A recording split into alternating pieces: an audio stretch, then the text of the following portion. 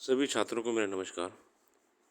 आज 17 अगस्त के जनसत्ता के एनालिसिस में जानेंगे हम देश विदेश की विभिन्न खबरों के बारे में, जिनका सीधे तौर पे आपकी तैयारी में एक सकारात्मक योगदान रहेगा। चलिए शुरू करते हैं। 30 लाख परिवारों को लाभ, 1 लाख का कर्ज 5% ब्याज पर। केंद्रीय मंत्रिमंडल ने बुधवार को पीएम विश्वकर्मा इसके माध्यम से गुरु शिष्य परंपरा के तहत कौशल कार्य करने वाले कामगारों का कौशल विकास किया जाएगा और उन्हें ऋण सुविधा एवं बाजार पहुंच प्रदान करने में मदद की जाएगी। इस योजना में 1 लाख का खर्च 5% ब्याज पर दिया जाएगा कर्ज। ठीक है, हमारे सामने जो इसमें पॉइंट आया है कि 1 लाख रुपए लोन दिए जाएंगे 1 लाख और 5% इंटरेस्ट पे। ठीक है, जो कि बहुत कम है। पीएम विश्वकर्मा। ठीक है, 3 पॉइंट्स निकल के यहाँ पे आ रहे हैं।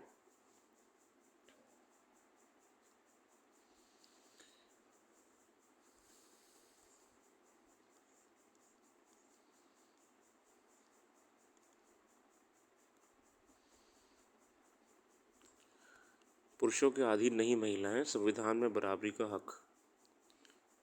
अपनी एक पुस्तिका में उच्चतम न्यायालय ने पुरुषों व महिलाओं को दी जाने वाली लैंगिक भूमिकाओं के बारे में कुछ सामान्य रूढ़ियों को गलत करार देते हुए कहा कि महिलाएं ना तो पुरुषों के अधीन हैं और ना ही इन्हें किसी के अधीन होने की ज़रूरत है, क्योंकि संविधान सभा सभी के समान अधिकारों की गारंटी देता है।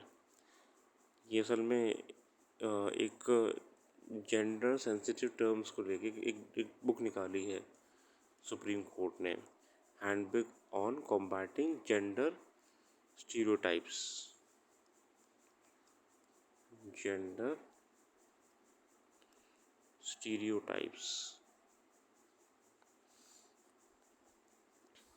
ये बुक जो आज का इंडियन एक्सप्रेस का एनालिसिस है, आप उसमें जाकर देख सकते हो। ठीक है,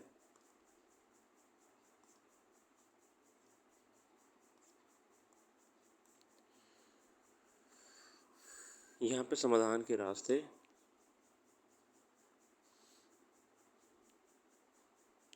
वही जो इसमें मैं आपको शॉर्ट में बताऊँ क्या लिखा हुआ है।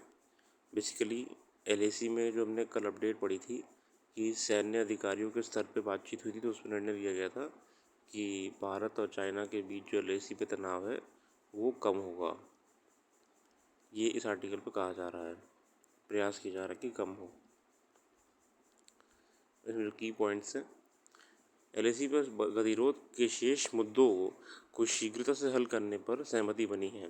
भारत सिर्फ अपने वाजिब हक और सवाल के साथ खड़ा है, जबकि चीन की ओर से अवांछित हस्तक्षेप की वजह से उपजी स्थितियों के चलते आज हालत यह है कि दौर की बातचीत के बाद भी हल का कोई उचित और आखिरी प्रारूप नहीं हो सका है ना। हालांकि कोर कमांडर स्तर की सैन्य वार्ता के 19वीं दौर की बैठक के बाद मंगलवार को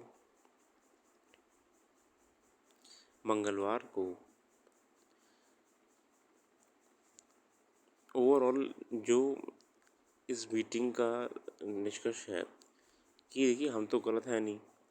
जो एरिया हम बात कर रहे हैं चाइना बॉर्डर का, हम तो सही हैं, क्योंकि वो एरिया हमारा है। दिक्कत कहाँ आ रही है? दिक्कत तो चाइना से आ रही है ना। चाइना इसमें इंटरवीन कर रहा है, चाइना हस्तक्षेप कर रहा है। उसके बाद जितनी भी पीस टॉक होती हैं उन पे काम भी नहीं करता है। इस आर्टिकल में आगे लिखा हुआ है, ठीक है, से जुड़े मसलों के हल की तलाश के साथ साथ सैन्य और राजनयिक कड़ियों के जरिए बातचीत जारी रखने और सीमावर्ती इलाकों में ज़मीनी स्तर पर शांति बनाए रखने पर जो सहमति बनी है, उससे हल तक पहुंचने की उम्मीद पैदा होती है, मगर चीन का अब तक का जो रुख रहा है आगे के रास्ते, उसी की प्रतिबद्धता पर निर्भर करेगा। ताज़ा बातचीत इसलिए महत्वपूर्ण है कि अगले सप्ताह प्रधानमंत्री नरेंद्र मोदी ब्रिक्स के शिखर सम्मेलन में भाग लेने जोहान्सबर्ग जा रहे हैं, जहां चीन के राष्ट्रपति शी जिनपिंग से उनकी मुलाकात हो सकती है। फिलहाल उम्मीद के बावजूद एक आशंका इसलिए बनी हुई है कि 19वीं दौर की बैठक में भारतीय पक्ष ने देप्सांग और डेमचौक समेत अन्य टकराव वाले बिंदुओं से सैनिकों की जल्द वापसी और लंबित मुद्दों को हल करने के लिए चीन पर दबाव डाला, लेकिन इस पर चीन की ओर से कोई स्पष्ट आश्वासन नहीं दिया गया। अगला आर्टिकल है पिटाई का पाठ। पिटाई का पाठ बेसिकली जो टीचर्स की आजकल खबरें निकल के आ रही हैं कि स्कूल में बहुत बुरी तरह मार रहे हैं, कि बच्चे बेहोश हो जा रहे हैं, बच्चों को चोटें लग रही हैं, ये उसको लेकर आर्टिकल है। अफसोसजनक है भी है कि दिल्ली की शिक्षा मॉडल का हवाला देने से बेसिकली दिल्ली में इंसिडेंट हुआ है, तो इसमें लेखक जो है दिल्ली की शिक्षा मॉडल पे भी सवाल उठा रहा है। हवाला देने में यह है कि आम आदमी पार्टी की सरकार हमेशा बढ़ चढ़कर दावे करती रहती है, लेकिन सच ये है कि स्कूलों में बच्चों को यातना दिए जाने की सबसे बुनियादी समस्या को ख़त्म करना अभी संभव नहीं हो सका है। हालांकि थोड़ा सा पॉलिटिकल स्टेटमेंट लग रहा था, और जनरली देखा जाए तो पूरे भारत में कहीं ना कहीं स्कूल से कोई ना कोई खबर निकल के आ जाती है। किसी भी बात पर पिटाई तो दूर, डांट फटकार से भी पूरी तरह बचना चाहिए, बच्चों को इतना प्रेशराइज नहीं करना चाहिए। ये और आर्टिकल निसंतानता का बढ़ता खतरा सॉरी निसंतानता का बढ़ता खतरा। ये बेसिकली आपको शॉर्ट में बताऊं तो जो इनफर्टिलिटी इश्यूज़ आ रहे हैं आजकल महिलाओं में, और सिर्फ महिलाओं में नहीं पुरुषों में भी, उसको लेके ये आर्टिकल दिया हुआ है। कई कारण बताए गए हैं और कई इसके लिए जो वर्तमान में टेक्निक्स इस्तेमाल हो रही हैं उस पर भी इन्होंने रोशनी डाली है, जैसे IVF टेक्निक। आप देखिए एकदम से शहरों में IVF हॉस्पिटल्स और क्लिनिक बहुत सारे खुल गए हैं। हर दूसरी बड़े हॉस्पिटल के पास में एक IVF सेंटर ज़रूर होता है। तो ये समस्या है इस वर्तमान में हमारे सामने। अब स्त्री पुरुष के साथ कंधे से कंधा मिलाकर चलने लगी है। उच्च शिक्षा, नौकरी, व्यवसाय की आपाधापी में उम्र बढ़ रही है, तो साथ ही बदलता परिवेश भी महिलाओं के स्वास्थ्य पर असर डाल रहा है। इसकी परिणति है कि निसंतानता के आंकड़ों में बढ़ोतरी देखी जा रही है। विश्व स्वास्थ्य संगठन की ताज़ा रिपोर्ट इस बात का खुलासा किया है कि दुनिया में हर 6 में से एक व्यक्ति पर इनफर्टिलिटी यानी कि निसंतानता का खतरा बना रहता है। विश्व स्वास्थ्य संगठन की रिपोर्ट है।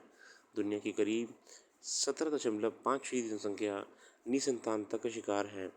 इसके मुताबिक अमीर देशों में 17.8%, जबकि गरीब देशों में 16.5% लोग जीवन पर निसंतानता का शिकार रहते हैं। Indian society of assisted reproduction, अगर हम जाने कि IVF वगैरह जो होता है, IVF या और टेक्निक्स होती हैं, ये किस कैटेगरी में डाला जाता है? Assistive reproduction techniques, assistive, ASSITIV, assistive reproduction techniques होती हैं ये। ठीक है। भारत में लगभग 10 से 14% जोड़े निसंतानता प्रभावित हैं। यहाँ 6 में से एक जोड़ा निसंतान होने का दर्द झेल रहा है। बाकी इसमें कारण ही बताए गए हैं कि देर से शादी, तनाव और टेंशन, गलत खान पान, एक बेकार लाइफस्टाइल, ठीक है, शराब, नशीली दवाओं का उपभोग करना इत्यादि। बाकी आर्टिकल में बहुत बातें करी गई हैं। ओवरऑल जो क्रक्स निकल रहा है कि इसका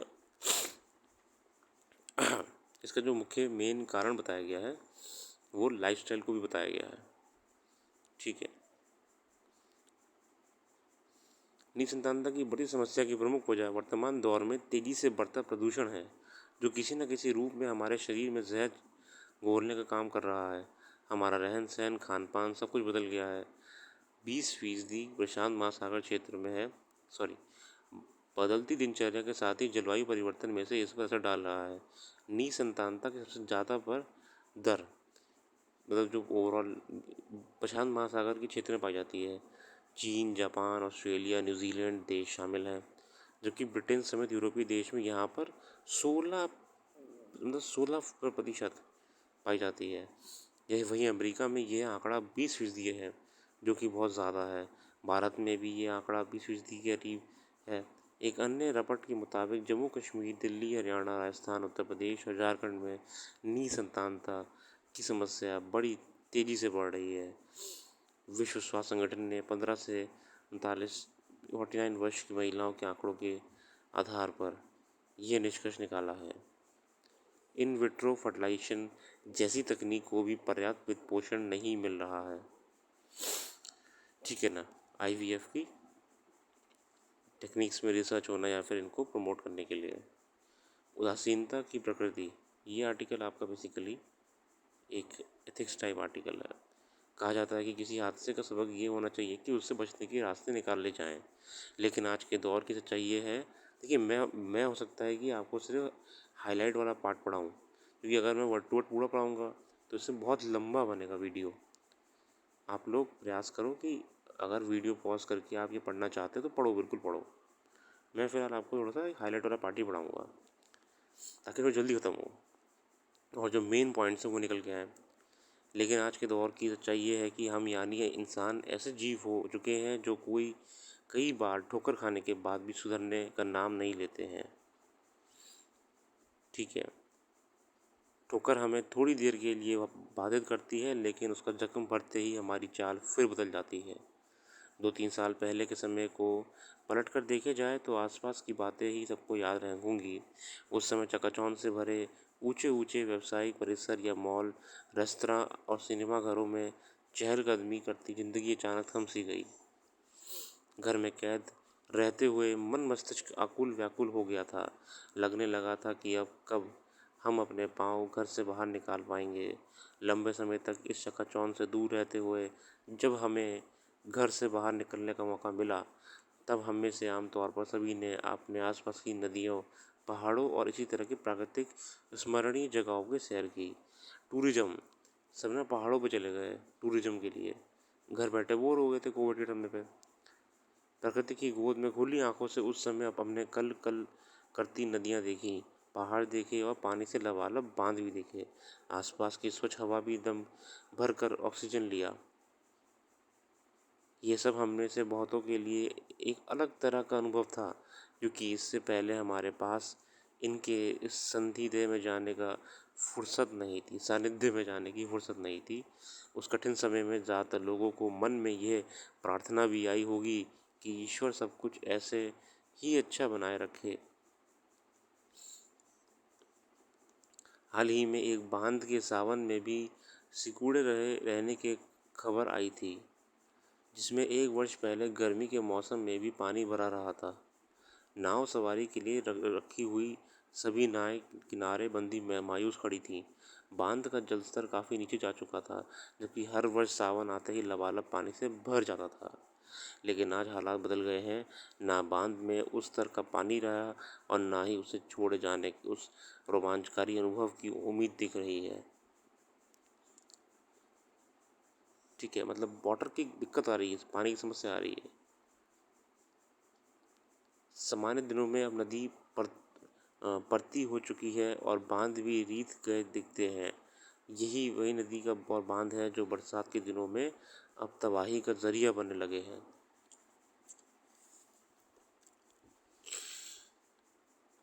ऐसे ही हाल पेड़ों का भी है। आज दिन किन किन कारणों से पेड़ों को बेहिचक काटा जा रहा है। कभी सड़कों के चौड़ाकरण बनाने के तो कभी सौंदर्यीकरण के नाम पर पेड़ों की जड़ों को कमज़ोर करने की कोशिश की जाती है। कई बार इनकी जड़ों के पास से मिट्टी हटा दी जाती है। नतीजा ये है कि आज बड़े पेड़ इतने कमज़ोर हो चुके हैं कि तेज़ हवा का हल्का सा थपेड़ा बड़े बड़े वृक्षों को धराशायी कर देता है। वृक्ष रोपण के नाम पर क्या हो रहा है यही पता भी नहीं चल पाता, लेकिन आंधी तूफान या बाढ़ के तेज बहाव के बाद हरे भरे पेड़ों की कतारें ज़रूर गिरती हुई दिख जाती हैं। कुदरत हमें बार बार मौका देती है संभलने का, सब कुछ ठीक करने का, लेकिन हम कई बार ठोकर खाने के बाद चैन से सो जाते हैं अगली ठोकर की पुनरावृत्ति होने तक। ये मतलब जो क्लाइमेट चेंज को एक एथिकल, एक मॉरल लिंक में जोड़ा है इन्होंने, बहुत अच्छा लगा मेरे को। ये क्लाइमेट चेंज को एथिकल और मॉरल रूप में जोड़ के बता रहे हैं। ये आप पढ़ लीजिएगा।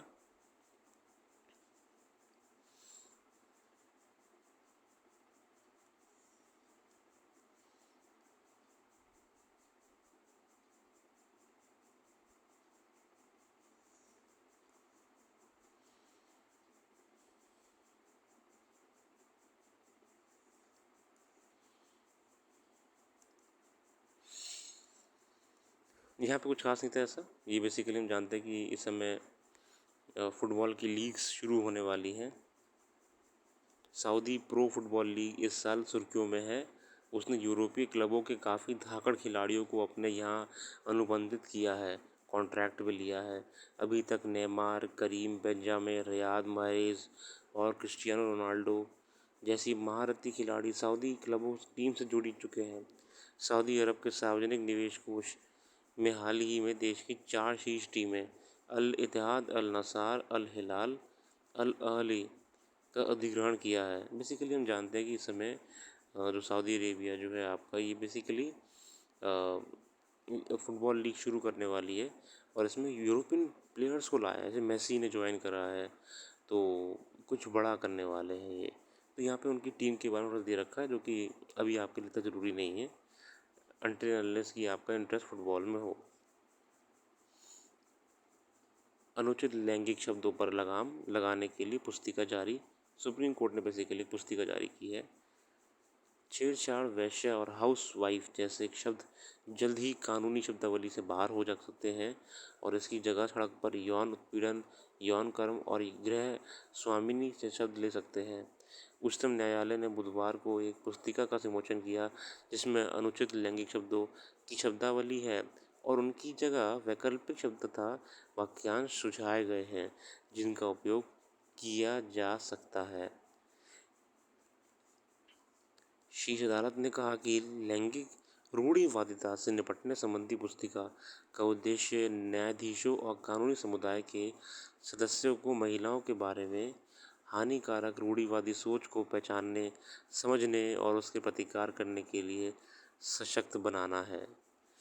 पुस्तिका में लैंगिक रूप से अनुचित शब्दों की एक शब्दावली दी गई है और दलीलों, आदेशों और निर्णयों सहित कानूनी दस्तावेजों में उपयोग के लिए उनके वैकल्पिक शब्द और प्रस्तावित वाक्यांश दिए गए हैं। ठीक है, एक बुक बेसिकली लॉन्च करी है जेंडर स्टीरियोटाइप्स को लेकर। ओवरऑल आज के अखबार में एक टॉपिक छूट गया है बस, छोटा सा, वो नीचे है वो, सॉरी। आज के अखबार में ये थे मुख्य आर्टिकल्स। अगर आपको पसंद आया है तो आप फिर कुछ शेयर करिएगा, और अगर आपने पुरानी वीडियोस जाके नहीं देखी हैं तो एक बार आप पुरानी वीडियोस भी जाके देखिए, क्योंकि रेगुलरिटी उससे बनी रहती है और जनरली टॉपिक्स का पुराना हिस्सा भी नए आर्टिकल्स में कवर किया जाता है। इसके अलावा अपने फ्रेंड्स में शेयर करिए ताकि ये हमारा इनिशिएटिव सब तक पहुँचे। अपना कीमती समय देने के लिए धन्यवाद। आपका दिन शुभ हो।